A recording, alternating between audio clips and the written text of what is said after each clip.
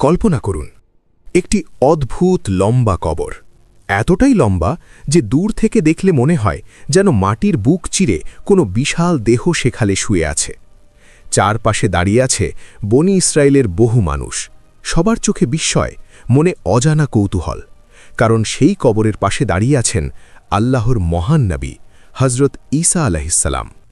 কবরটি ছিল অস্বাভাবিক লম্বা, প্রায় ১৭০ হাতেরও বেশি। এমন কবর দেখে উপস্থিত সবাই অবাক হয়ে গেল। মানুষের কবর এত বড় হয় কিভাবে? লোকেদের মনে তখন একটাই প্রশ্ন, এই কবরের ভেতরে কে শুয়ে আছে? হজরত ঈসা আলাইহিসসালাম আল্লাহর ইচ্ছায় বহু অলৌকিক ঘটনা দেখিয়েছেন। আল্লাহ তাআলার অনুমতিতে তিনি মৃত মানুষকেও জীবিত করতে পারতেন। তাই উপস্থিত লোকেরা অনুরোধ করল, হে আল্লাহর নবী, এই কবরের মানুষটিকে কি আপনি জীবিত করতে পারেন? এরপর যা ঘটল তা দেখে সবাই অবাক হয়ে গেল। হজরত ঈসা আলাইহিসসালাম আল্লাহর নামে দোয়া করলেন। আল্লাহর কুদরতে সেই দীর্ঘ কবর থেকে একজন মানুষকে জীবিত অবস্থায় বের করে আনা হলো। কিন্তু আশ্চর্যের বিষয় তখনও শেষ হয়নি, কারণ কবর থেকে উঠে আসা সেই মানুষটিকে দেখে সবাই আরও বিস্মিত হয়ে গেল। তার চুল আর দাড়ি পুরোপুরি সাদা হয়ে গেছে। কিন্তু প্রশ্ন হল, যে মানুষটি প্রায় ৪,০০০ বছর আগে মৃত্যুবরণ করেছিল, তার চুল দাড়ি হঠাৎ সাদা হয়ে গেল কেন? কি ঘটেছিল সেই মানুষের জীবনে, আর কেন তার কবর এত বিশাল ছিল? প্রিয় দর্শক ও শ্রোতারা, আজকের এই ভিডিওতে আমরা জানব হজরত ঈসা আলাইহিসসালামের জীবনের এক বিস্ময়কর ঘটনা, যে ঘটনায় লুকিয়ে আছে এক গভীর শিক্ষা এবং এক অবাক করা ইতিহাস। চলুন শুরু করা যাক সেই রহস্যময় কাহিনী। প্রিয় দর্শক ও শ্রোতারা, ইতিহাস সাক্ষী, বনি ইসরায়েল সম্প্রদায়ের কাছে আল্লাহ তাআলা অসংখ্য নবী ও রাসূল পাঠিয়েছিলেন। বর্ণনা করা হয়, এই পৃথিবীতে বনি ইসরায়েলের মাঝে প্রায় ৭০,০০০ নবী আগমন করেছিলেন। আর সেই ধারাবাহিকতার শেষ দিকে আগত মহান নবীদের একজন ছিলেন আল্লাহ প্রিয় বান্দা ঈসা আলাইহিসসালাম।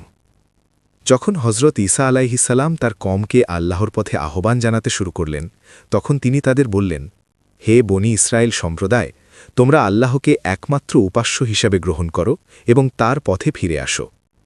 কিন্তু সেই কওমের অনেকেই ছিল অবাধ্য এবং অবিশ্বাসী।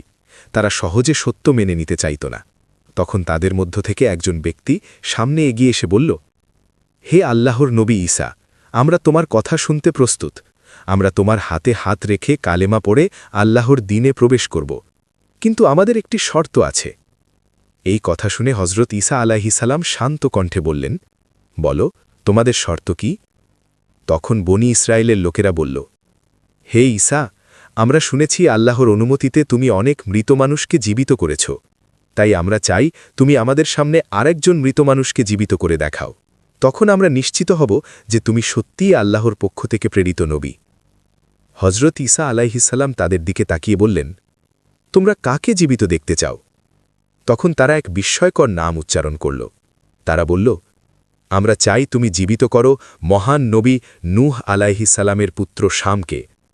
তারা আরও বলল, শাম প্রায় ৪,০০০ বছর আগে মৃত্যুবরণ করেছে।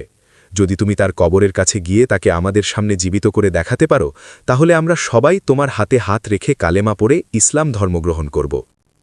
এই অদ্ভুত শর্ত শুনে অনেক মানুষ অবাক হয়ে গেল, কারণ ৪,০০০ বছর আগে মৃত্যুবরণ করা একজন মানুষকে জীবিত করা, এটা তো মানুষের পক্ষে কল্পনাতীত। কিন্তু হজরত ঈসা আলাইহিসসালাম ছিলেন আল্লাহর প্রিয় নবী। তিনি জানতেন আল্লাহ চাইলে সবকিছুই সম্ভব। তাই হজরত ঈসা আলাইহিসসালাম বনি ইসরায়েল সম্প্রদায়কে বললেন, হে বনি ইসরায়েল, তোমরা সবাই আমার সঙ্গে চলো, আমি তোমাদের কথা রাখব। আল্লাহ যদি চান তবে তোমাদের সামনে নূহ আলাইহিসসালামের পুত্র শামকে জীবিত করে দেখানো হবে। এরপর হজরত ঈসা আলাইহিসসালাম বনি ইসরায়েলের অনেক লোককে সঙ্গে নিয়ে রওনা হলেন সেই কবরের দিকে যেখানে শায়িত আছেন মহান নবী নূহ আলাইহিসসালামের পুত্র শাম। দীর্ঘ পথ অতিক্রম করার পর তারা দূর থেকে একটি অদ্ভুত দৃশ্য দেখতে পেল। একটি বিশাল লম্বা কবর, এত লম্বা কবর যে দেখে মনে হয় যেন কোনো দৈত্যাকার মানুষ সেখানে শুয়ে আছে। কারণ ইতিহাসে বর্ণনা করা হয় শামের দেহের উচ্চতা ছিল প্রায় ১৭০ হাত। সুবহানাল্লাহ! একটু কল্পনা করে দেখুন, একজন মানুষের উচ্চতা যদি ১৭০ হাত হয়, তাহলে তার কবর কতটা বিশাল হতে পারে। হজরত ঈসা আলাইসাল্লাম সেই বিশাল কবরটির দিকে গভীরভাবে তাকিয়ে রইলেন। আর তখন বনি ইসরায়েলের লোকেরা অধৈর্য হয়ে উঠল। তারা বলল, হে ঈসা, আপনি দাঁড়িয়ে আছেন কেন? শামকে জীবিত করুন, আমরা দেখতে চাই আপনি সত্যিই তাকে জীবিত করতে পারেন কিনা। চারপাশে তখন নিস্তব্ধতা নেমে এসেছে। সবার চোখ এখন একদিকে, সেই রহস্যময় কবরের দিকে। এবার কি ঘটতে চলেছে? আল্লাহর কুদরতে কি সত্যিই 4000 বছর আগের একজন মানুষ আবার জীবিত হয়ে উঠবে? সেই অবিশ্বাস্য ঘটনার সাক্ষী হতে প্রস্তুত হচ্ছিল বনি ইসরায়েলের শত শত মানুষ। এরপর সেই ঐতিহাসিক মুহূর্ত এসে উপস্থিত হল। ঈসা আলাইসাল্লাম ধীরে ধীরে এগিয়ে গেলেন সেই বিশাল কবরের দিকে, যেখানে শায়িত ছিলেন মহান নবী নূহ আলাইসাল্লামের পুত্র শাম। চারদিকে তখন গভীর নীরবতা। বনি ইসরায়েলের শত শত মানুষ নিঃশ্বাস বন্ধ করে দাঁড়িয়ে আছে। সবাই অপেক্ষা করছে, এবার কি ঘটতে চলেছে। হজরত ঈসা আলাইসাল্লাম কবরের কাছে গিয়ে দাঁড়ালেন। তারপর আল্লাহর উপর ভরসা করে উচ্চস্বরে ডাক দিলেন, হে শাম ইবনে নূহ। মুহূর্তের মধ্যেই এক আশ্চর্য ঘটনা ঘটতে শুরু করল। চারপাশের মাটি যেন কেঁপে উঠল। কবরটি হঠাৎ প্রবলভাবে কাঁপতে শুরু করল। বনি ইসরায়েলের লোকেরা ভয়ে ও বিস্ময়ে একে অপরের দিকে তাকাতে লাগল। কেউ ভাবতেও পারেনি এমন কিছু ঘটতে পারে। তারপর হজরত ঈসা আলাইসাল্লাম আবার বললেন, হে শাম ইবনে নূহ, আল্লাহর হুকুমে জেগে ওঠো, কবর থেকে উঠে আসো। এই কথার পরেই ঘটল অবিশ্বাস্য এক দৃশ্য। কবরের মাটি ধীরে ধীরে সরে যেতে লাগল, আর সেই কবরের ভেতর থেকে একজন মানুষের দেহ ওপরের দিকে উঠতে শুরু করল। অল্প কিছুক্ষণের মধ্যেই দেখা গেল শাম জীবিত হয়ে উঠেছেন। তার দেহ কবর থেকে উঠে এসে বুক পর্যন্ত বাইরে বেরিয়ে এল। এই দৃশ্য দেখে বনি ইসরায়েলের লোকেরা বিস্ময়ে স্তব্ধ হয়ে গেল। তাদের চোখে তখন অবিশ্বাস আর আতঙ্ক একসাথে। এরপর হজরত ঈসা আলাইসাল্লাম শামের সাথে কথা বলা শুরু করলেন। কিন্তু তখন উপস্থিত মানুষ আরেকটি অদ্ভুত বিষয় লক্ষ্য করল। শাম কথা বলছেন ঠিকই, কিন্তু তার পুরো শরীর থরথর করে কাঁপছে। তার হাত কাঁপছে, তার কণ্ঠ কাঁপছে। মনে হচ্ছে যেন কোনো গভীর ভয়ের স্মৃতি এখনও তাকে তাড়া করে বেড়াচ্ছে। এই দৃশ্য দেখে হজরত ঈসা আলাইসাল্লাম তাকে জিজ্ঞেস করলেন, হে শাম ইবনে নূহ, তুমি এমনভাবে কাঁপছ কেন? তুমি কি ভয় পাচ্ছ? আমাকে বলো, তোমার কি হয়েছে? তখন শাম কাঁপা কণ্ঠে উত্তর দিল, হে আল্লাহর নবী, আমি ভয় পাচ্ছি, আমি খুব ভয় পাচ্ছি। হজরত ঈসা আলাইসাল্লাম আবার বললেন, কিসের ভয়? তুমি কি আমাকে পুরো ঘটনাটা বলতে পারো? তখন শাম ধীরে ধীরে বলতে শুরু করলেন, হে আল্লাহর নবী, আমি এখানে কোনো কিছু দেখে কাঁপছি না। আমার এই ভয় শুরু হয়েছিল আজ থেকে 4000 বছর আগে, যখন আমার কাছে এসেছিলেন মালাকুল মউত। এ কথা বলে শাম থেমে গেলেন এক মুহূর্ত। তারপর তিনি বললেন, সেদিন যখন আমি মৃত্যুর মুহূর্তে ছিলাম, তখন আমার সামনে উপস্থিত হয়েছিলেন আজরাইল আলাইহিসসালাম। শামের কণ্ঠ তখনও কাঁপছে। তিনি বলতে লাগলেন, হে আল্লাহর নবী ঈসা, আমি যখন তাকে দেখলাম তখন ভয়ে আমার চেতনা প্রায় হারিয়ে গিয়েছিল, কারণ তার আকৃতি ছিল ভয়ঙ্কর বিশাল। আমি দেখলাম তার মাথা আকাশ পর্যন্ত পৌঁছে গেছে, আর তার 2 পা জমিনের উপর স্থির হয়ে আছে। তার চোখগুলো ছিল বিশাল পাহাড়ের মতো বড়। এই দৃশ্য দেখে শাম বললেন, আমি এতটাই ভয় পেয়েছিলাম যে আমার আত্মা যেন শরীরের ভেতর পালাতে শুরু করল। এক জায়গায় নয়, 2 জায়গায় নয়, আমার রূহ আমার শরীরের ভেতরে প্রায় 80 জায়গায় পালিয়ে বেড়াতে লাগল, বাঁচার চেষ্টা করছিল। কিছুক্ষণ নীরব থেকে শাম আবার বললেন, কিন্তু শেষ পর্যন্ত আমি রক্ষা পাইনি। আজরাইল আলাইহিসসালাম আমাকে শক্তভাবে ধরে ফেললেন। যখন তিনি আমাকে ধরলেন, তখন ভয়ের যে অনুভূতি আমার অন্তরে ঢুকেছিল, সেই ভয় এখনও আমার ভেতর থেকে যায়নি। সেই কারণেই আজও আমার শরীর থরথর করে কাঁপছে। এই কথা শুনে উপস্থিত সবাই গভীর বিস্ময়ে স্তব্ধ হয়ে গেল। তখন হজরত ঈসা আলাইহিসসালাম শান্ত কণ্ঠে বললেন, হে শাম ইবনে নূহ, আমি বুঝতে পেরেছি তুমি কত বড় ভয়ের মধ্য দিয়ে গিয়েছিলে। এরপর হজরত ঈসা আলাইহিসসালাম গভীরভাবে শামের দিকে তাকালেন। তিনি লক্ষ্য করলেন শামের চুল এবং দাড়ি সম্পূর্ণ সাদা হয়ে গেছে। তখন ঈসা আলাইহিসসালাম বিস্মিত হয়ে বললেন, হে শাম ইবনে নূহ, আমি তো অবাক হয়ে যাচ্ছি। তোমার তো চুল দাড়ি সাদা হওয়ার কথা নয়, কারণ তোমাদের যুগে মানুষের চুল দাড়ি সাধারণত সাদা হতো না। এরপর তিনি আরও বললেন, তুমি তো জানো তোমার পিতা মহান নবী নূহ আলাইহিস সালাম এই পৃথিবীতে প্রায় 1400 বছর জীবিত ছিলেন। সুবহানাল্লাহ, এত দীর্ঘ সময় পৃথিবীতে বসবাস করার পরও তার চুল কিংবা দাড়ির একটি অংশও সাদা হয়নি। তাই আমি আশ্চর্য হচ্ছি, তুমি তার সন্তান হয়ে তোমার চুল দাড়ি সাদা হয়ে গেল কিভাবে? হজরত ঈসা আলাইহিস সালাম তখন উপস্থিত লোকদের সামনে আরও কিছু উদাহরণ তুলে ধরলেন। তিনি বললেন, শুধু নূহ আলাইহিস সালামই নন, অতীতের অনেক মানুষ দীর্ঘ সময়ে পৃথিবীতে জীবিত ছিলেন। যেমন বাদশাহ জুলকারনাইন পৃথিবীতে প্রায় 1600 বছর জীবিত ছিলেন, কিন্তু তারও একটি চুল বা দাড়ি সাদা হয়নি। আবার বাদশাহ সাদ্দাদ প্রায় 900 বছর পৃথিবীতে বেঁচেছিলেন, কিন্তু তার চুল দাড়িও সাদা হয়নি। এমনকি অহংকারী শাসক ফেরাউনও বহু বছর পৃথিবীতে রাজত্ব করেছে, কিন্তু তার চুল দাড়িও পেকে যায়নি। আর আমাদের আদি পিতা আদম আলাইহিস সালাম প্রায় 1000 বছর এই পৃথিবীতে জীবিত ছিলেন।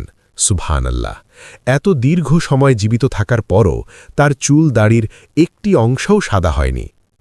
এই কথাগুলো বলার পর ঈসা আলাইহিস সালাম আবার শামের দিকে তাকিয়ে বললেন, তাহলে বোঝা যায় আগেকার যুগে নবী রাসূল এবং মানুষের চুল দাড়ি সহজে সাদা হতো না। কিন্তু আমি অবাক হচ্ছি, তোমার চুল দাড়ি হঠাৎ সাদা হয়ে গেল কেন? হে শাম, তুমি আমাকে বলো এর পেছনের কারণ কি? তখন শাম ইবনে নূহ ধীরে ধীরে জবাব দিলেন। তিনি বললেন, হে আল্লাহর নবী ঈসা আলাইহিস সালাম, আমার চুল দাড়ি আগে সাদা ছিল না, আমার চুল দাড়িও একসময় কালো ছিল। তারপর শাম একটু থেমে আবার বলতে শুরু করলেন, কিন্তু যখন আপনি আমাকে কবর থেকে ডাক দিলেন আর আমি সেই ডাক শুনে জেগে উঠলাম, তখন হঠাৎ আমার অন্তরে ভয় ঢুকে গেল। তিনি বললেন, আমি ভাবতে শুরু করলাম হয়তো কিয়ামতের দিন এসে গেছে, হয়তো আল্লাহ তাআলা আমাকে হাসরের ময়দানে উপস্থিত হওয়ার জন্য ডাকছেন।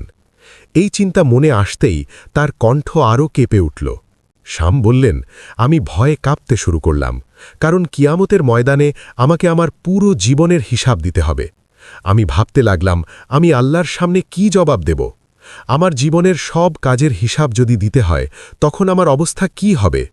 তারপর তিনি বললেন, আমি যখন কবর থেকে ওঠার আগ মুহূর্তে ছিলাম, তখনও আমার চুল দাড়ি কালোই ছিল, কিন্তু যখন মনে হলো আমাকে হয়তো হাসরের ময়দানে ওঠানো হচ্ছে, সেই ভয়, সেই আতঙ্ক আমার অন্তরে এত প্রবল হয়ে উঠল যে মুহূর্তের মধ্যেই আমার চুল দাড়ি সাদা হয়ে গেল। এই কথা শুনে উপস্থিত মানুষ গভীর চিন্তায় ডুবে গেল। সুবহানাল্লাহ, কিয়ামতের দিনের ভয় কতটা ভয়ঙ্কর হতে পারে এই ঘটনার মধ্যেই তার এক ঝলক প্রকাশ পায়। কারণ সত্য হল, মৃত্যু একদিন সবাইকে স্পর্শ করবে। কবরের জীবনও অবশ্যম্ভাবী। মানুষ যত শক্তিশালী হোক, যত ক্ষমতাশালী হোক, একদিন তাকে কবরের নীরব অন্ধকারে শুয়ে থাকতে হবে। আর সেই দিনের পর অপেক্ষা করতে হবে হাসরের ময়দানে আল্লাহর সামনে দাঁড়িয়ে নিজের জীবনের প্রতিটি কাজের হিসাব দেওয়ার জন্য। প্রিয় দর্শক ও শ্রোতারা, মানুষের জীবনে এমন কিছু সত্য রয়েছে যা মানুষ কখনোই আগে থেকে জানতে পারে না। পবিত্র কোরআনে আল্লাহ তাআলা ইঙ্গিত দিয়েছেন মানুষের কাছে দুটি বিষয় সম্পূর্ণ অজানা। প্রথমটি হল মানুষের রিজিক কোথা থেকে আসবে এবং কিভাবে আসবে।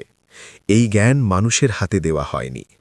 মানুষের ভাগ্যে কি পরিমাণ রিজিক নির্ধারিত আছে তা একমাত্র আল্লাহ তাআলাই জানেন। আর দ্বিতীয় বিষয়টি হল মানুষ জানে না তার মৃত্যু কিভাবে হবে এবং কোথায় হবে, কখন, কোন মুহূর্তে, কোন অবস্থায় মৃত্যুর ফেরেশতা এসে উপস্থিত হবেন, এই জ্ঞানও মানুষের কাছে গোপন রাখা হয়েছে। এই গভীর সত্যের একটি বিস্ময়কর ঘটনা একদিন ঘটেছিল মহান নবী ঈসা আলাইহিস সালামের জীবনে। একদিন হজরত ঈসা আলাইহিস সালাম সিরিয়ার পার্শ্ববর্তী একটি নির্জন জঙ্গল দিয়ে কোথাও যাচ্ছিলেন। চারদিকে নিস্তব্ধতা, উঁচু গাছপালা আর ঝোপঝাড়ে ভরা সেই জঙ্গলে তিনি একা চলছিলেন। হঠাৎ তার চোখ পড়ল মাটির উপর পড়ে থাকা একটি মাথার খুলির দিকে। সেই নির্জন জঙ্গলের মধ্যে একা পড়ে আছে একটি মানব মাথার খুলি। এই দৃশ্য দেখে ঈসা আলাইহিস সালাম চিন্তিত হয়ে পড়লেন। তিনি ভাবলেন, এই খুলিটি কার হতে পারে? কোনো মানুষের জীবন শেষ হয়ে এমন নির্জন স্থানে তার অবশেষ পড়ে রয়েছে।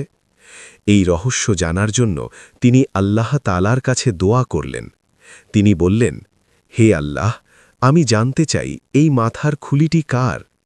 তার এই প্রার্থনার জবাবে আল্লাহ তাআলা ওহীর মাধ্যমে তাকে নির্দেশ দিলেন, হে ঈসা, তুমি এই মাথার খুলিটির কাছে তার পরিচয় সম্পর্কে জিজ্ঞাসা করো, সে নিজেই তোমার প্রশ্নের উত্তর দেবে।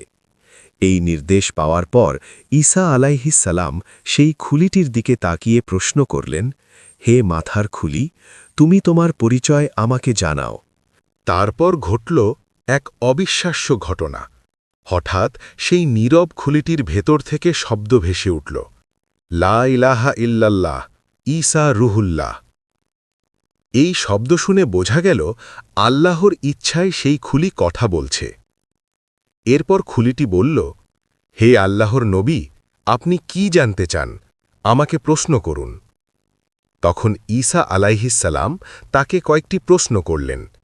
তিনি বললেন, তুমি কি পুরুষ ছিলে না মহিলা? তুমি কি পাপী ছিলে না পুণ্যবান? তুমি কি ধনী ছিলে না দরিদ্র? তুমি কি লম্বা ছিলে না খাটো? তুমি কি দানশীল ছিলে না কৃপণ? আর তোমার নাম কি ছিল? এই প্রশ্নগুলোর জবাবে খুলিটি ধীরে ধীরে তার পরিচয় দিতে শুরু করল।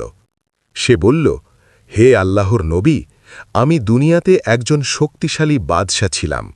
আমার নাম ছিল জামজামা। আমি দেহে ছিলাম অনেক লম্বা, আর আমি ছিলাম দানশীল ও নেককার স্বভাবের মানুষ। আমি মানুষের উপকার করতাম, এবং আমার কাছে প্রচুর ধনসম্পদ ছিল। পৃথিবীর কোনো কিছুরই আমার অভাব ছিল না। তারপর সেই খুলি তার অতীত জীবনের বর্ণনা দিতে লাগল। সে বলল, হে আল্লাহর নবী, আপনি যদি আমার সেই জাঁকজমকপূর্ণ জীবনের কাহিনী শুনতেন, তাহলে বিস্ময়ে হতবাক হয়ে যেতেন। আমি যখন কোথাও সফরে বের হতাম, তখন আমার সঙ্গে থাকত 1000 অশ্বারোহী সৈন্য, আর 4000 সাদা পোশাক পরা শিকারী আমার সাথে থাকত। আমার সামনে এবং পিছনে থাকত 4000 গোলাম ও দাসদাসী। তারপর সে আরও বলল, শুধু তাই নয়, আমার অধীনে শত শত রাজা বাদশাও ছিল, অর্থাৎ আমি ছিলাম বাদশাহদেরও বাদশাহ। যুদ্ধ জয়ের মাধ্যমে আমি তাদের সবাইকে আমার অধীনস্থ করে ফেলেছিলাম। আমার সৈন্যবাহিনীর শক্তি এবং যুদ্ধের পরিকল্পনার কথা শুনলে যে কেউ বিস্ময়ে হতবাক হয়ে যেত। এই কথা বলতে বলতে সেই খুলির কণ্ঠে যেন এক অদ্ভুত স্মৃতির ছায়া ফুটে উঠল। কারণ একসময় যে মানুষ ছিল পৃথিবীর ক্ষমতাশালী সম্রাট, আজ তার পরিচয় শুধু একটি নিঃসঙ্গ মাথার খুলি। এরপর সেই মাথার খুলি তার জীবনের গল্প আরও বিস্তারিতভাবে বলতে শুরু করল। আমি প্রায় 400 বছর যাবৎ নিরঙ্কুশ ক্ষমতার অধিকারী ছিলাম। যা ইচ্ছা তাই করতে পারতাম। সুপ্রসিদ্ধ যোদ্ধা এবং অসীম সাহসী বীর হিসেবে আমার খ্যাতি পুরো পৃথিবীতে ছড়িয়ে পড়েছিল। রূপে, গুণে এবং তেজস্বী ব্যক্তিত্বে সেকালে আমার মতো আর কেউ ছিল না। আমি প্রতিদিন 1000 স্বর্ণমুদ্রা গরিব মানুষদের দান করতাম। হাজার হাজার মানুষ যারা খেতে পারত না, তাদেরকে আমি আহার করাতাম। যাদের বস্ত্রের অভাব ছিল, তাদেরকে আমি বস্ত্র দান করতাম। কিন্তু দুঃখজনক বিষয় হল, আমার এই আড়ম্বরপূর্ণ ও জাঁকজমকপূর্ণ জীবনের মাঝেও একটি বিষয় আমি জানতাম না। আমি জানতাম না যে এক নিরাকার সর্বশক্তিমান আল্লাহ আছেন। আমি ছিলাম একজন অগ্নি উপাসক। এরপর ঈসা অর্থাৎ হজরত ঈসা আলাইহিস সালাম সেই মাথার খুলিটিকে প্রশ্ন করলেন, তুমি কতদিন আগে মারা গিয়েছিলে? মৃত্যুর সময় মালাকুল মৌতকে কেমন দেখেছিলে, আমাকে কি একটু বলবে? মাথার খুলিটি বলল, আমার সময় আল্লাহর নবী ছিলেন ইলিয়াস অর্থাৎ হজরত ইলিয়াস আলাইহিস সালাম। আমি আজ থেকে প্রায় 100-150 বছর আগে মৃত্যুবরণ করি। তিনি আমাকে সত্য ধর্মের দাওয়াত দিয়েছিলেন, কিন্তু আমি তার কথা মানিনি, বরং মানুষের কথায় প্ররোচিত হয়ে আমি তাকে হত্যা করি। এরপর সে বলল, একদিন আমি বাড়ির বাইরে রৌদ্রে বসেছিলাম। প্রচণ্ড গরমে আমার মাথা ব্যথা শুরু হলো। ধীরে ধীরে আমি অসুস্থ হয়ে পড়লাম। পরে ঘরের ভিতরে একটি সোফায় হেলান দিয়ে বসেছিলাম, কিন্তু কোনোভাবেই শান্তি পাচ্ছিলাম না। মনে হচ্ছিল মৃত্যু আমার খুব কাছাকাছি চলে এসেছে। আমার আত্মীয় স্বজনেরা চিকিৎসার ব্যবস্থা করল, কিন্তু কোনো চিকিৎসাই আমাকে সুস্থ করতে পারল না। আমি প্রায় জ্ঞানহীন অবস্থায় বিছানায় পড়ে রইলাম। হঠাৎ আমি একটি বিকট আওয়াজ শুনতে পেলাম। কেউ যেন বলছে, জমজমা বাদশাহকে ধরো এবং জাহান্নামে নিয়ে যাও। মুহূর্তের মধ্যেই মালাকুল মৌত আমার সামনে হাজির হলেন। তার মতো ভয়ঙ্কর ও বিশাল আকৃতির কাউকে আমি জীবনে কখনো দেখিনি। মনে হচ্ছিল তার মাথা আকাশে এবং পা জমিনে। তার দিকে তাকিয়ে আমি ভয়ে কাঁপতে লাগলাম। এরপর তিনি ধীরে ধীরে আমার দিকে এগিয়ে এলেন। তখন আমি ফেরেশতাদের কাছে অনেক কাকুতি মিনতি করে বললাম, তোমরা আমাকে জীবন দাও, এর বিনিময়ে আমি আমার রাজসিংহাসন, ধন সম্পদ এবং আমার অর্জিত সব কিছু তোমাদের দিয়ে দেব। কিন্তু কে শোনে কার কথা? বরং একজন ফেরেশতা আমার মুখে এমন এক জোরে থাপ্পড় মারল যে আমার চেহারা বিকৃত ও কুৎসিত হয়ে গেল। তখন তাদের একজন বলল, হে হতভাগা, তুমি কোথায় শুনেছ যে আল্লাহ তাআলা জান কবজের বিনিময়ে ঘুষ, ধন সম্পদ বা রাজ্য চান? তখন আমি আবার বললাম, হে ফেরেশতাগণ, তোমরা আমাকে ছেড়ে দাও, আমি আমার পরিবার পরিজন সহ আল্লাহর উদ্দেশ্যে জীবন উৎসর্গ করব এবং চিরজীবন ইবাদত বন্দেগীতে কাটাব। তখন তারা বলল, তুমি এখন আমাদেরকে আল্লাহর ইবাদতের কথা বলছ? যখন তোমার জীবন ছিল, যখন তোমার হুশ জ্ঞান ছিল, যখন তুমি ইবাদত করতে পারতে, তখন তো করনি। এখন তোমার মৃত্যুর সময় একদম ঘনিয়ে এসেছে। এরপর মনে হচ্ছিল আমার শরীর আগুনে পুড়ে ছাই হয়ে যাচ্ছে। আগুনের তলোয়ার যেন আমাকে খণ্ড বিখণ্ড করে ফেলছিল। শত শত আঘাতে আমি অসহ্য যন্ত্রণায় ছটফট করছিলাম। অবশেষে তারা আমার প্রাণ বের করে নিল। এত কষ্ট আমি পেয়েছিলাম যে আমি কিছুই বুঝে উঠতে পারছিলাম না। এরপর আমার জান কবজ করা হলো, কিন্তু তখনও আমি বুঝতে পারিনি যে আমার মৃত্যু হয়ে গেছে। আমাকে কাফন দাফনের ব্যবস্থা করা হলো। যখন আমাকে কবরের মধ্যে রাখা হলো, তখন আবার আমার দেহে প্রাণ ফিরিয়ে দেওয়া হলো। আমি জেগে দেখি চারদিকে মাটির বেষ্টনী। মাটি চারদিক থেকে আমাকে চাপা দিতে শুরু করল। অল্প সময়ের মধ্যেই আমি বুঝতে পারলাম মাটি আমাকে এমনভাবে চেপে ধরছে যে একদিকের হাড় অন্যদিকে সরে যাচ্ছে। এমন কষ্ট পৃথিবীর কেউ ভাষায় প্রকাশ করতে পারবে না। কিন্তু পৃথিবীর কেউ জানল না আমি কত ভয়ঙ্কর কষ্ট ভোগ করছিলাম। এরপরও আমার কষ্ট শেষ হচ্ছিল না।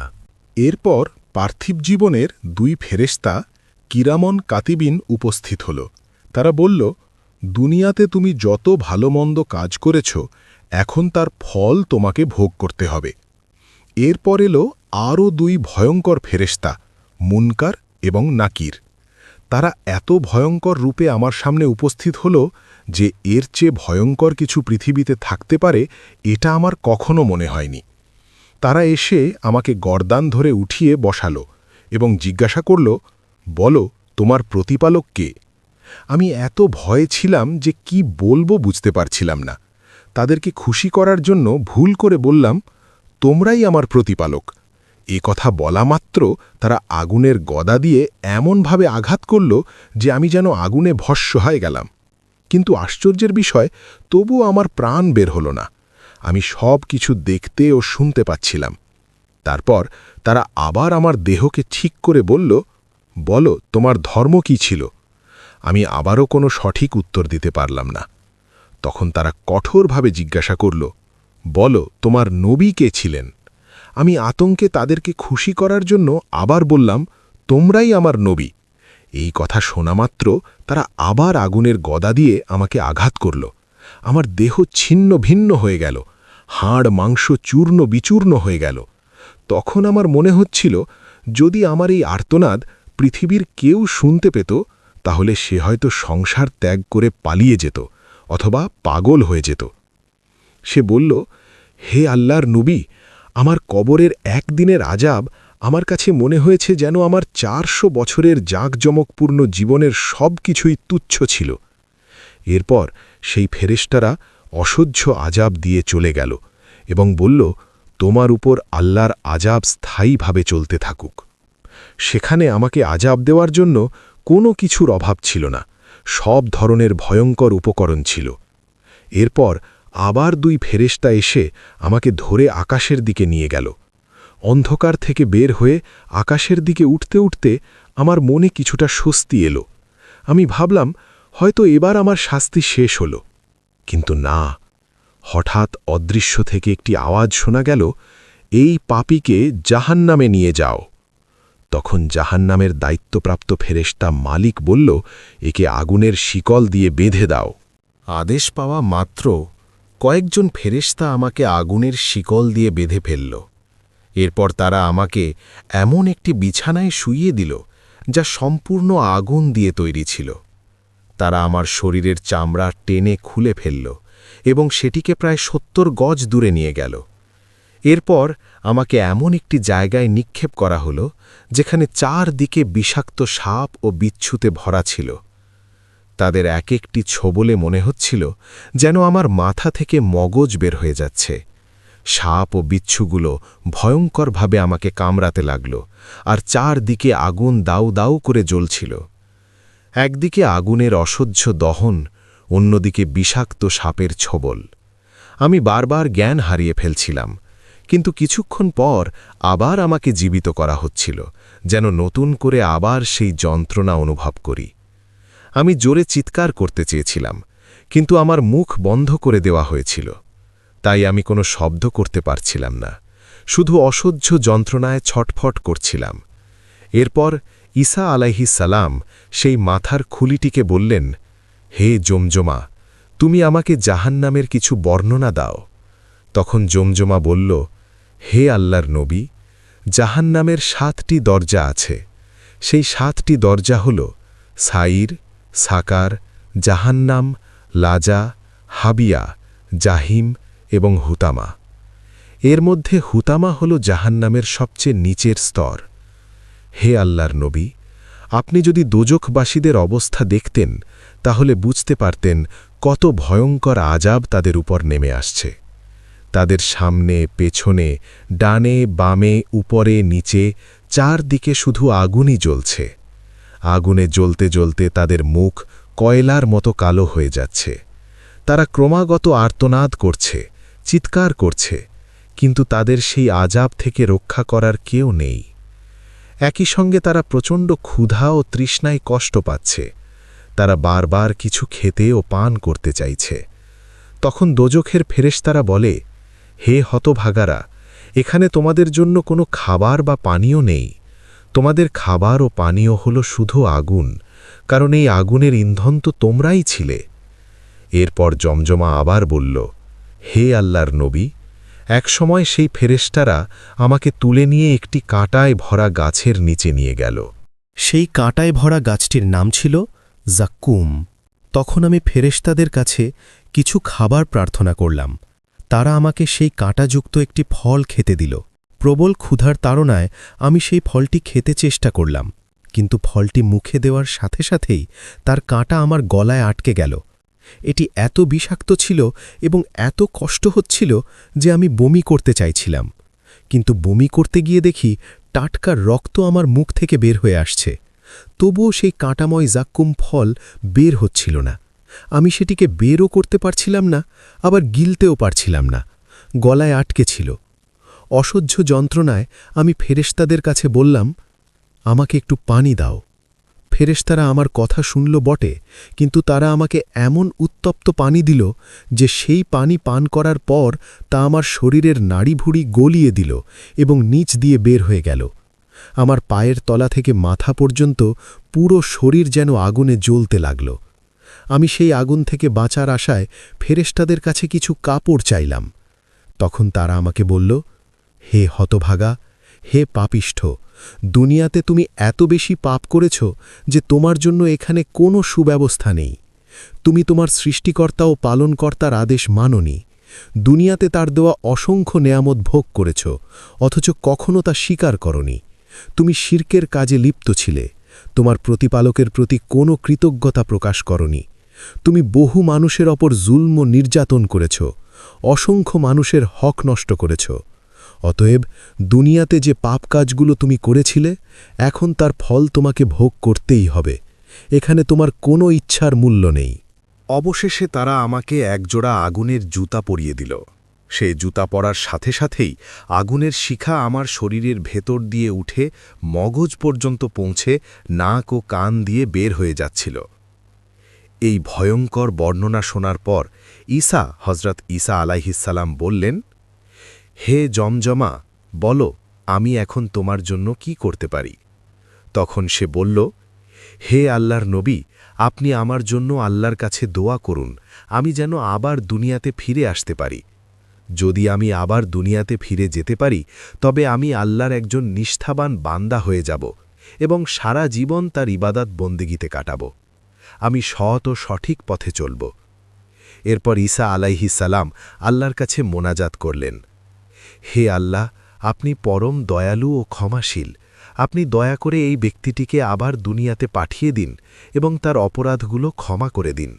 সে যদি দুনিয়াতে ফিরে আসে তবে অবশ্যই আপনার ইবাদতে জীবন কাটাবে। তখন আল্লাহ তাআলা ঈসা আলাইহিস সালামকে বললেন, হে ঈসা, আমি জানতাম তুমি তার জন্য প্রার্থনা করবে। আমি তোমার প্রার্থনা কবুল করলাম, কারণ দুনিয়াতে থাকাকালীন সে অনেক পাপ করলেও কিছু ভালো কাজও করেছিল। সে অনেক দান খয়রাত করেছে, বস্ত্রহীনকে বস্ত্র দিয়েছে, অনাহারীদের আহার করিয়েছে। এরপর আল্লাহর নির্দেশে ঈসা আলাইহিস সালাম সেই মাথার খুলিকে তার লাঠি দিয়ে স্পর্শ করে বললেন, কুম বিইজনিল্লাহ, আল্লাহর হুকুমে জীবিত হয়ে যাও। মুহূর্তের মধ্যেই সেই মাথার খুলি আবার একজন পূর্ণাঙ্গ মানুষে পরিণত হল। তারপর সেই ব্যক্তি পৃথিবীতে আরও ৮০ বছর জীবন লাভ করল। সে এই সময়ে পুরো জীবন আল্লাহর ইবাদত বন্দেগীতে কাটিয়েছিল। অবশেষে পুনরায় মৃত্যুবরণ করলে আল্লাহ তাআলা তার পূর্বের সব পাপ ক্ষমা করে তাকে জান্নাত দান করেন। আল্লাহ তাআলা আমাদের সবাইকে এই ঘটনা থেকে সঠিক শিক্ষা গ্রহণ করার তৌফিক দান করুন। আমিন। একদিন ইদ্রিস অর্থাৎ হজরত ইদ্রিস আলাইহিসসালাম তার ইবাদতখানায় বসে আল্লাহর জিকিরে মশগুল ছিলেন। এমন সময় একজন অচেনা ব্যক্তি তার কাছে এসে উপস্থিত হলেন। ইদ্রিস আলাইহিসসালাম তাকে একজন মেহমান মনে করে আন্তরিকভাবে অভ্যর্থনা জানালেন এবং নিজের কাছে বসার জন্য জায়গা দিলেন। কিন্তু তিনি তখনও বুঝতে পারেননি এই ব্যক্তিটি আসলে সাধারণ মানুষ নন, তিনি ছিলেন আজরাইল অর্থাৎ হজরত আজরাইল আলাইহিসসালাম। তিনি এসেছিলেন ইদ্রিস আলাইহিসসালামের সঙ্গে ভ্রাতৃত্বের সম্পর্ক স্থাপন করতে এবং তার আগে তাকে দুটি পরীক্ষা নেওয়ার জন্য। হজরত ইদ্রিস আলাইহিসসালামের একটি অভ্যেস ছিল, তিনি প্রায়ই নফল রোজা রাখতেন। সেদিনও তিনি রোজা অবস্থায় ছিলেন। সারা দিন রোজা রাখার পর যখন ইফতারের সময় হল, তখন ইদ্রিস আলাইহিসসালাম নিজের জন্য এবং সেই মেহমানের জন্য খাবারের ব্যবস্থা করলেন। তিনি নিজে খাবার গ্রহণ করলেন, কিন্তু মেহমান কিছুই খেলেন না। ইদ্রিস আলাইহিসসালাম বারবার বললেন, ভাই, আপনি দয়া করে খাবার গ্রহণ করুন, কিন্তু মেহমান খাবার গ্রহণ করলেন না, কারণ তিনি সাধারণ কোনো মেহমান ছিলেন না। তিনি ছিলেন আল্লাহর একজন ফেরেশতা, হজরত আজরাইল আলাইহিসসালাম, আর ফেরেশতারা মানুষের মতো খাবার গ্রহণ করেন না। ইদ্রিস আলাইহিসসালাম যেহেতু তখনও চিনতে পারেননি, তাই তিনি বারবার তাকে অনুরোধ করতে থাকলেন। তিনি লক্ষ্য করলেন সেই মেহমান সারা রাত আল্লাহর ইবাদতে কাটিয়ে দিলেন। পরের দিন সকালে ইদ্রিস আলাইহিসসালাম আবার বললেন, ভাই, এবার কিছু খান, কিন্তু মেহমান তবুও কিছুই খেলেন না। এরপর ইদ্রিস আলাইহিসসালাম বললেন, চলুন আমরা একটু আল্লাহর জমিনে ঘুরে আসি এবং তার অসংখ্য নিয়ামত নিজের চোখে দেখে তার শুকরিয়া আদায় করি। ইদ্রিস আলাইহিসসালামের কথায় মেহমান রাজি হলেন। তারপর তারা দুজন একসাথে বাইরে বেরিয়ে পড়লেন। তারপর একদিন হজরত ইদ্রিস আলাইহিসসালাম সরাসরি ওই মেহমানকে জিজ্ঞেস করলেন, আপনি কে? আপনার আচরণ সাধারণ মানুষের মতো নয়, সত্য করে বলুন, আপনি কে?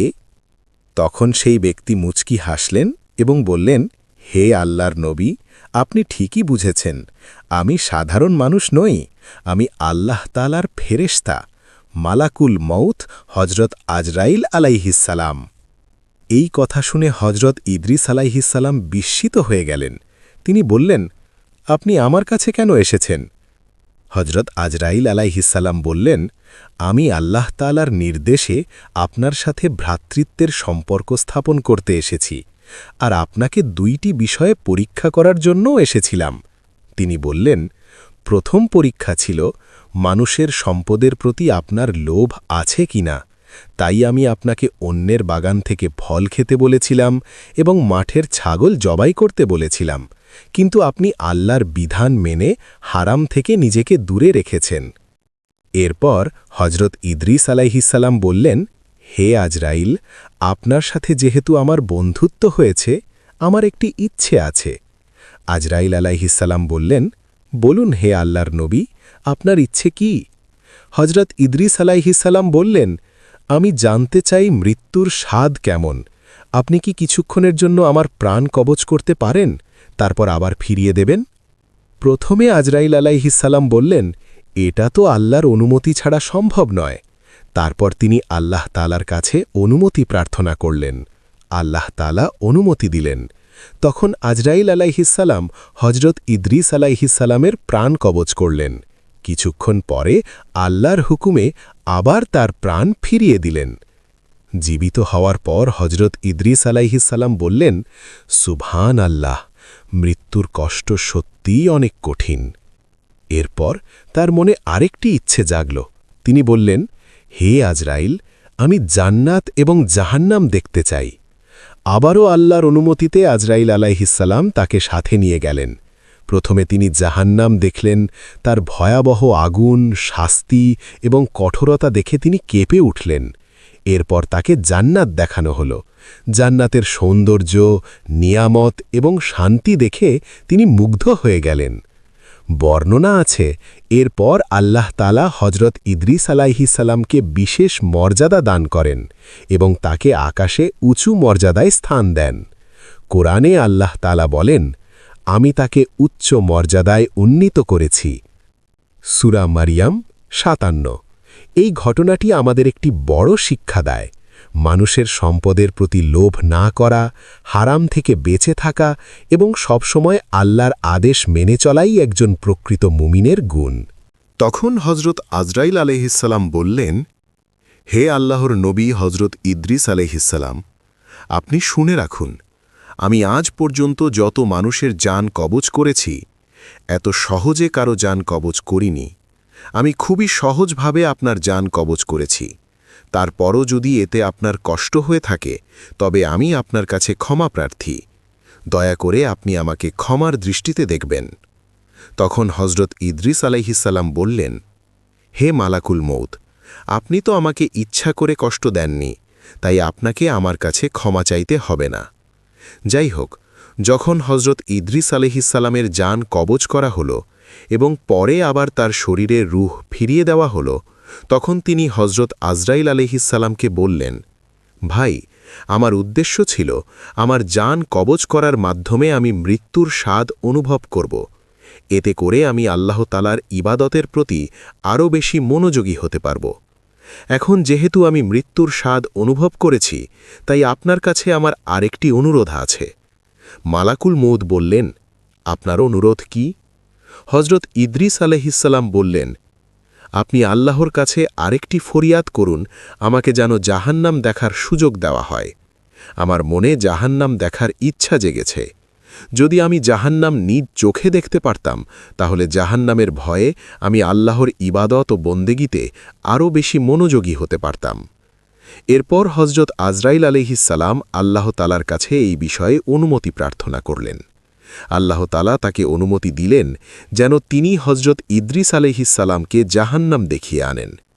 তখন মালাকুল মৌত বললেন, হে আল্লাহর নবী, আপনি আমার সাথে চলুন। আল্লাহ তাআলা আমাকে অনুমতি দিয়েছেন যেন আমি আপনাকে জাহান্নাম দেখিয়ে আনি। এরপর হজরত আজরাইল আলাইহিসসালাম হজরত ইদ্রিস আলাইহিসসালামকে সাথে নিয়ে রওনা দিলেন। চলতে চলতে তারা আল্লাহ তাআলার তৈরি ভয়ঙ্কর জাহান্নামের কাছে পৌঁছে গেলেন। জাহান্নামের আগুন, ভয়াবহতা এবং বিভীষিকাময় শাস্তি দেখে হজরত ইদ্রিস আলাইহিসসালাম ভয়ে একটি চিৎকার করে উঠলেন এবং অজ্ঞান হয়ে পড়লেন। কিছুক্ষণ পর যখন তিনি জ্ঞান ফিরে পেলেন, তখন তিনি জাহান্নামের দৃশ্য দেখে অঝরে কান্না করতে লাগলেন। তার চোখ দিয়ে অশ্রু ঝরতে লাগল এবং তিনি আল্লাহর কাছে দোয়া করতে লাগলেন যেন মানুষকে এই ভয়াবহ শাস্তি থেকে রক্ষা করা হয়। জাহান্নামের বিভীষিকাময় শাস্তি সব কিছু দেখার পর হজরত ইদ্রিস আলাইহিসসালাম বললেন, ভাই, আপনি আমাকে মৃত্যুর যন্ত্রণা আস্বাদন করিয়েছেন এবং জাহান্নাম দেখিয়েছেন। এই দুইটি বিষয় আমার অন্তরে আল্লাহ তাআলার ইবাদত বন্দেগী করার প্রবল ইচ্ছা জাগিয়ে দিয়েছে। আমি যতদিন বেঁচে থাকব, আল্লাহর ইবাদতে নিজেকে নিয়োজিত রাখব এবং আমার উম্মতদের সবসময় বুঝিয়ে বলব, আমি নিজ চোখে জাহান্নাম দেখেছি এবং মৃত্যুর যন্ত্রণা অনুভব করেছি। মৃত্যুর যন্ত্রণা অত্যন্ত কঠিন, আর জাহান্নাম একটি ভয়াবহ স্থান। সেখানে যে শাস্তি রয়েছে তা সহ্য করার ক্ষমতা কারও নেই। এ কথা বললেও হজরত ইদ্রিস আলাইহিসসালাম মনে মনে একটি পরিকল্পনা করলেন, তবে সেই কৌশলের কথা তিনি হজরত আজরাইল আলাইহিসসালামকে বুঝতে দিলেন না। এরপর তিনি হজরত আজরাইল আলাইহিসসালামের হাত ধরে বললেন, ভাই, আমার আরেকটি অনুরোধ আছে। ভ্রাতৃত্বের সম্পর্কের কারণে দয়া করে আমার এই অনুরোধটি ফিরিয়ে দেবেন না। তখন মালাকুল মৌত হেসে বললেন, আপনার আবার কি অনুরোধ? হজরত ইদ্রিস আলাইহিসসালাম বললেন, আপনি মেহেরবানি করে আল্লাহর কাছে আরেকবার আমার হয়ে ফরিয়াদ করুন, যেন আল্লাহ তাআলা আমাকে স্বচক্ষে জান্নাত দেখার সুযোগ দান করেন। যখন তিনি বারবার এই অনুরোধ করতে লাগলেন, তখন হজরত আজরাইল আলাইহিসসালাম আল্লাহ তাআলার কাছে প্রার্থনা করলেন, হে আল্লাহ, আপনার নবী জান্নাতকে স্বচক্ষে দেখতে চান। আল্লাহ তাআলা তার এই প্রার্থনা কবুল করলেন এবং হজরত ইদ্রিস আলাইহিসসালামকে জান্নাত দেখার অনুমতি প্রদান করলেন। এই অনুমতি পেয়ে হজরত ইদ্রিস আলাইহিসসালাম আল্লাহর শুকরিয়া আদায় করলেন এবং সেজদায় লুটিয়ে পড়লেন। এরপর হজরত আজরাইল আলাইহিসসালাম তাকে সাথে নিয়ে জান্নাতের দিকে রওনা হলেন। দুজনে চলতে চলতে যখন জান্নাতের কাছে পৌঁছালেন, তখন হজরত ইদ্রিস আলাইহিসসালাম মনে মনে একটি কৌশল করলেন, তবে তিনি সেটি আজরাইল আলাইহিসসালামকে বুঝতেও দিলেন না। তার মনে তখন একটি চিন্তা জাগল, যে করেই হোক, যদি আমি জান্নাতে প্রবেশ করতে পারি তাহলে আর কখনো সেখান থেকে বের হব না, জান্নাতেই থেকে যাব। কারণ আল্লাহ তাআলার একটি অটল ওয়াদা রয়েছে, যে ব্যক্তি একবার জান্নাতে প্রবেশ করবে সে আর কখনো দুনিয়াতে ফিরে আসবে না। এই কথা মনে করে হজরত ইদ্রিস আলাইহিসসালাম ভাবতে লাগলেন, যেহেতু আমি মৃত্যুর ধাপ পার হয়ে এসেছি, যদি আমি আল্লাহর জান্নাতে প্রবেশ করতে পারি তাহলে আর কখনো জান্নাত থেকে বের হব না। কিন্তু হজরত আজরাইল আলাইহিসসালাম ইদ্রিস আলাইহিসসালামের মনের এই চিন্তা কিছুতেই বুঝতে পারলেন না। আর মহান রব্বুল আলামিন আল্লাহ তাআলা ইদ্রিস আলাইহিসসালামের মনের কথা জানতেন। বর্ণনায় বলা হয়, আল্লাহ তাআলা তখন মুচকি হাসছিলেন, কারণ আল্লাহ তাআলা ইদ্রিস আলাইহিসসালামের তাকদীরে আগেই লিখে রেখেছিলেন তিনি মৃত্যুর পূর্বেই তাকে জান্নাত দেখাবেন এবং বিশেষ মর্যাদা দান করবেন। এরপর হজরত আজরাইল আলাইহিসসালাম যখন হজরত ইদ্রিস আলাইহিসসালামকে নিয়ে জান্নাতের দরজার সামনে পৌঁছালেন, তখন তিনি বললেন, ভাই ইদ্রিস, এই যে জান্নাত, আপনি এখন এর ভেতরে প্রবেশ করুন। তবে একটি শর্ত আছে, আপনার পায়ের জুতা খুলে বাইরে রেখে তারপর ভেতরে যান। জান্নাতের যত নিয়ামত আছে সব ঘুরে দেখুন। আমি বাইরে দাঁড়িয়ে আপনার জন্য অপেক্ষা করছি। যখন আমি আপনাকে ডাকব তখনই আপনি আমার কাছে ফিরে আসবেন। এরপর আমি আপনাকে আবার পৃথিবীতে পৌঁছে দেব। হজরত আজরাইল আলাইহিসসালাম জানতেন না যে ইদ্রিস আলাইহিসসালামের মনে কি পরিকল্পনা চলছে। তখন হজরত ইদ্রিস আলাইহিসসালাম আজরাইল আলাইহিসসালামের কথা মতো নিজের জুতা বাইরে রেখে আল্লাহর জান্নাতে প্রবেশ করলেন। জান্নাতে প্রবেশ করে তিনি দেখতে লাগলেন অসংখ্য নিয়ামত, সুন্দর বাগান, প্রবাহমান নদী, সুস্বাদু ফল, অগণিত শান্তি ও সুখের ব্যবস্থা। এই সব নিয়ামত দেখে তার চোখ শীতল হয়ে গেল। তিনি বারবার বলছিলেন, আলহামদুলিল্লাহ, কখনো শুকরিয়া আদায় করছিলেন, কখনো সেজদায় লুটিয়ে পড়ছিলেন। যতই তিনি জান্নাতের ভেতরে এগিয়ে যাচ্ছিলেন, ততই তার মন জান্নাতের সৌন্দর্যে মুগ্ধ হয়ে যাচ্ছিল। এভাবে তিনি কিছুক্ষণ জান্নাত ঘুরে দেখলেন। এরপর তিনি হজরত আজরাইল আলাইহিসসালামের কাছে ফিরে এলেন এবং তার প্রতিশ্রুতি রক্ষা করলেন। কিন্তু হঠাৎ করেই তিনি দৌড়ে আবার জান্নাতের ভেতরে প্রবেশ করলেন। এটা দেখে হজরত আজরাইল আলাইহিসসালাম তাকে ডেকে বললেন, ভাই ইদ্রিস, আপনি আবার জান্নাতে ঢুকলেন কেন? তাড়াতাড়ি বের হয়ে আসুন, এখন আমাদের যেতে হবে। আমি আপনাকে আবার পৃথিবীতে পৌঁছে দেব। তখন হজরত ইদ্রিস আলাইহিসসালাম জান্নাতের ভেতর থেকে জবাব দিলেন, ভাই আজরাইল, আপনার সাথে আমার শর্ত ছিল আমি যেন আবার ফিরে আসি এবং আমার জুতা যেন বাইরে রেখে যাই।